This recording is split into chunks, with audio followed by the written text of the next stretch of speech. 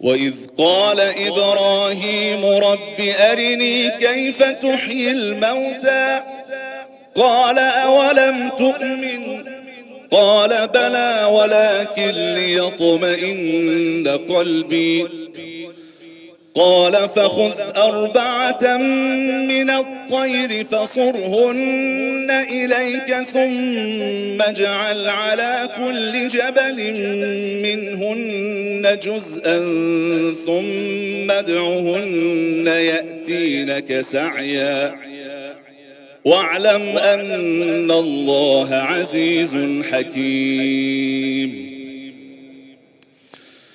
مثل الذين ينفقون أموالهم في سبيل الله كمثل حبة أنبتت 7 سنابل في كل سنبلة 100 حبة والله يضاعف لمن يشاء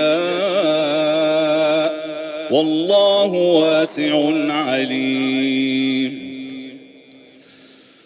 الذين ينفقون أموالهم في سبيل الله ثم لا يتبعون ما أنفقوا منا ولا أذى لهم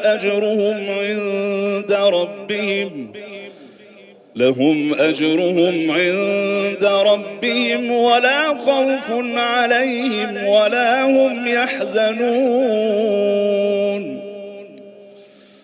قول معروف ومغفرة خير من صدقة يتبعها أذى والله غني حليم. يا أيها الذين آمنوا لا تبطلوا صدقاتكم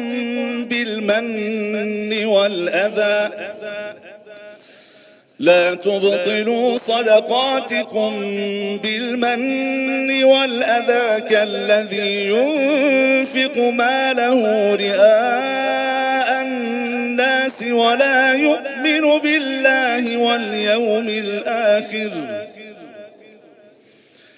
فمثله كمثل صفوان عليه تراب فأصابه وابل فتركه صلدا لا يقدرون على شيء مما كسبوا والله لا يهدي القوم الكافرين.